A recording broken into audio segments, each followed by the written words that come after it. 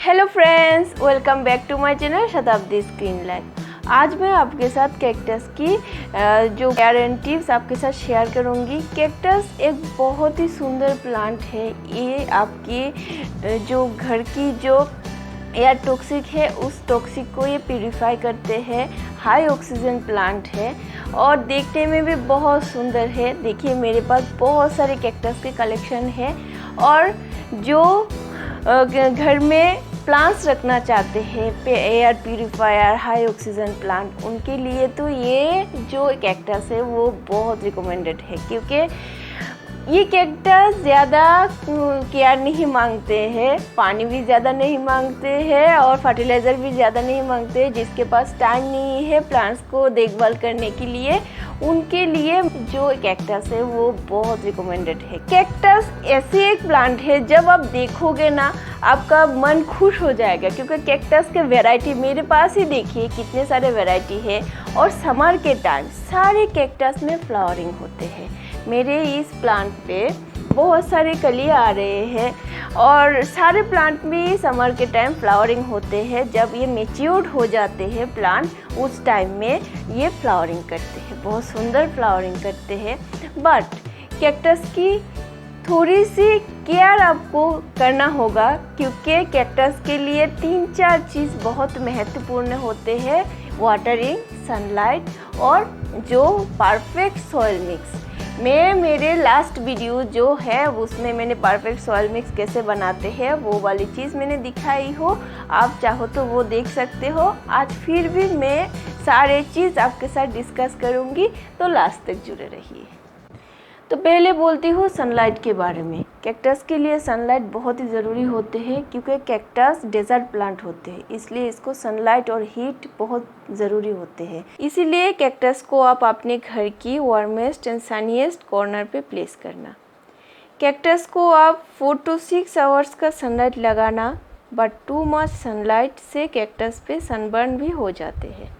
तो देखिए मेरे जो ये प्लांट है, पहले मैं इसको 10 to 11 आवर्स का सनलाइट में रखी थी, तो इससे इसमें थोड़ी सी सनबर्न हो गए, ऐसे होते हैं सनबर्न। तो इसलिए आप इसको समर के टाइम थोड़ी सी ध्यान रखना, टू मच सनलाइट मत लगाना।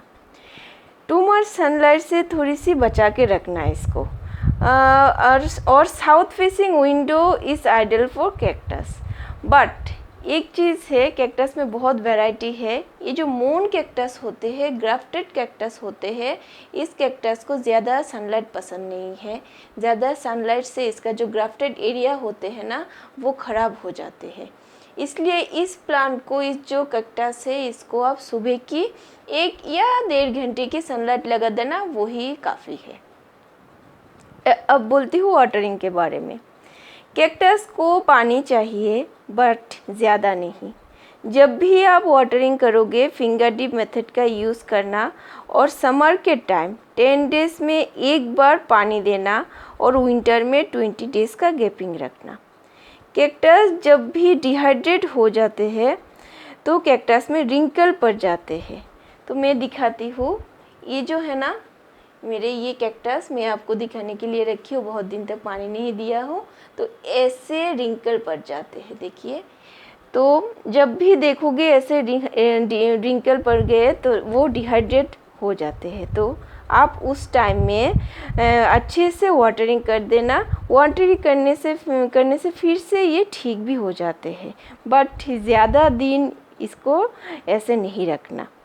वाटरिंग करने के टाइम कैक्टस के ऊपर आप वाटरिंग मत करना, इससे कैक्टस गल जाते हैं।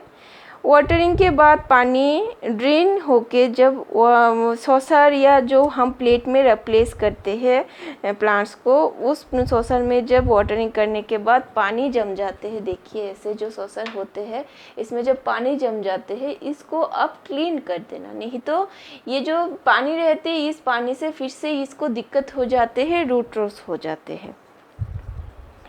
अब बोलती हूँ पोटिंग के बारे में, पोटिंग मिक्स के बारे में। कैक्टस डेजर्ट प्लांट है, इसलिए इस प्लांट को ड्रेनेज वाली सॉइल पसंद है।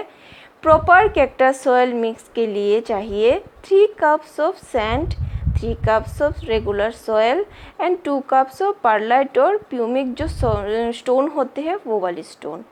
कैक्टस प्लांट को सॉइल का पीएच लेवल 7 से ऊपर होना चाहिए, इसीलिए आप इसके साथ थोड़ी सी चारकोल जो होते हैं चारकोल यूज़ कर सकते हो। इससे पीएच लेवल बहुत अच्छे से बढ़ते हैं। और थोड़ी सी वर्मी कंपोस्ट, बोन मील और फंगल जो इन्फेक्शन है उससे बचाने के लिए आप हाफ स्पून फंजीसाइड यूज़ कर सकते हो। ऑनलाइन में मिल जाते हैं और रेडीमेड कैक्टस के जो सॉइल मिक्स है वो वाली सॉइल मिक्स, आप उस पे भी आपका कैक्टस आप पोटिंग कर सकते हो, रीपोटिंग कर सकते हो। वो बहुत अच्छा सॉइल मिक्स होते हैं और आप घर में भी बना सकते हो। मेरे आप वीडियो फॉलो करना, देखना, मैं घर में ये सॉइल मिक्स बनाती हूँ, सकुलेंट सॉइल मिक्स। अब बोलते पॉट सिलेक्शन के बारे में।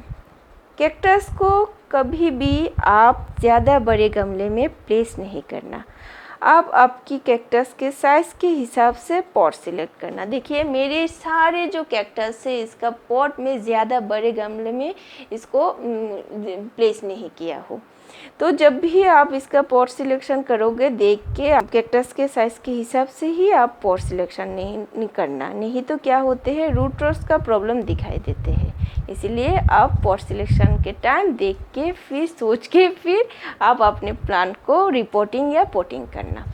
और अब बोलती हूँ फर्टिलाइज़र के बारे में। कैक्टस ज़्यादा खाना नहीं मांगते हैं, तो इसलिए अब समर के टाइम एक बार और स्प्रिंग टाइम में एक बार फर्टिलाइज कर देना पूरे साल में। उससे ही ये प्लांट खुश रहेगा और अच्छे से ये ग्रो करेगा। कैक्टस को आप लिक्विड फर्टिलाइज़र देना, काऊ डंग कंपोस्ट और नहीं तो वर्मी कंपोस्ट को पानी के साथ डाइल्यूट करके 3 to 4 डेज रख देना। इसके बाद पानी के साथ लिक्विड फर्टिलाइज़र जो है वो डाइल्यूट करके कैक्टस पे देना।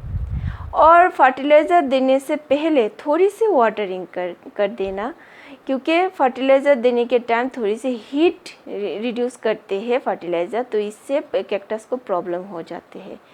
इससे रूट्स बर्न का प्रॉब्लम भी दिखाई देते हैं। इसीलिए आप थोड़ी सी वाटरिंग करने के बाद ही फर्टिलाइज़र देना। साल में 2 बार फर्टिलाइज़र देना, spring time and summer time में। विंटर में कैक्टस डोरमेंसी पे चले जाते हैं, तो इसीलिए आप उस टाइम में फर्टिलाइज़र मत देना। अब बोलते इन्फेस्टेशन के बारे में। विंटर एंड मानसून के टाइम थोड़ी सी मिलीबग का अटैक हो जाते हैं, इसीलिए महीने में एक बार नीम ऑयल का स्प्रे कर देना। और जो फंगल इन्फेक्शन है उससे बचाने के लिए थोड़ी सी फंजीसाइड पानी के साथ मिक्स करके कैक्टस के चारों ओर डाल देना, तो इससे रूट्स में या जो कैक्टस में जो फंगल इन्फेक्शन होते हैं उससे आप बचा सकते हो। तो ये महीने में एक बार ही करना। अब बोलती हूँ प्रोपोगेशन के बारे में बात। कैक्टस का पप्स को भी आप प्रोपोगेट कर सकते हो। कैक्टस का काटिंग से भी आप कैक्टस ग्रो कर सकते हो, शीट से भी ग्रो कर सकते हो। मैंने जितने सारे कैक्टस मैंने ग्रो किए हो, देखिए ये एक जो ऊपर का पोर्शन है पप, ये जो इसको मैंने कटिंग लगाई हो, और थोड़ी सी ये जो छोटे से है ना, इसको मैंने कटिंग लगाई हो, वो भी अच्छे से ग्रो हो रहे हैं। ये छोटा सा कटिंग मैंने लगाई थी तो ऊपर देखिए अच्छे से ग्रो हो रहा है। ये भी मैं इससे कटिंग लगाई, बड़े जो कैक्टस से इससे कटिंग लगाई हो। मेरे इस कैक्टस से बहुत सारे कटिंग मैंने गिफ्ट भी किया हो। तो ऐसे बहुत आसान है कैक्टस का प्रोपोगेशन, तो ऐसे आप प्रोपोगेट कर सकते हो। अब बोलती हूँ ग्रूमिंग के बारे में बात। आप अपने कैक्टस को महीने में एक बार अच्छे से स्प्रे कर देना, इससे प्लांट हेल्दी भी रहते हैं और बहुत सारी जो इन्फेस्टेशन होते हैं उससे भी इसको छुटकारा मिलते हैं। क्योंकि ज़्यादा डस्ट पड़े तो इसका जो फोटोसिंथेसिस का प्रॉब्लम हो जाते हैं, तो इसलिए आप महीने में एक बार इसको अच्छे से स्प्रे कर देना। और मानसून के टाइम कैक्टस को ज़्यादा पानी में मत भिगोना, इससे कैक्टस का प्रॉब्लम हो जाते हैं, रूट रॉट, कैक्टस गल जाते हैं। तो सारे ही जो कैक्टस है और सारी जो सकुलेंट प्लांट होते हैं, इस प्लांट्स को आप बचा के रखना पानी से और मानसून के बारिश से। और एक चीज़ का आप ध्यान रखना, आपके घर में बच्चे हो या पेट्स हो, उस टाइम में क्या करोगे, कैक्टस को आप थोड़ी सी ऊपर में रखना, क्योंकि इसमें थॉर्न होते हैं, कांटे होते हैं, तो इससे अपने बच्चों को और पेट्स को बचा के रखना। इस बात का आप ध्यान रखना। और जब भी आप इसको रिपोर्टिंग करोगे, हैंडलिंग करोगे, उस टाइम में थोड़ी सी आप इस बात का ध्यान रखना, आप ग्लव्स पहनना, क्योंकि छोटे भी हो बड़े भी हो, सारे कैक्टस में कांटे होते ही हैं, ये चुभ जाते हैं, थोड़ी सी दिक्कत हो जाते हैं। तो इस बात का आप ध्यान रखना, जब भी आप इसको रिपोर्टिंग करोगे उस टाइम में आप ग्लव्स पहनना।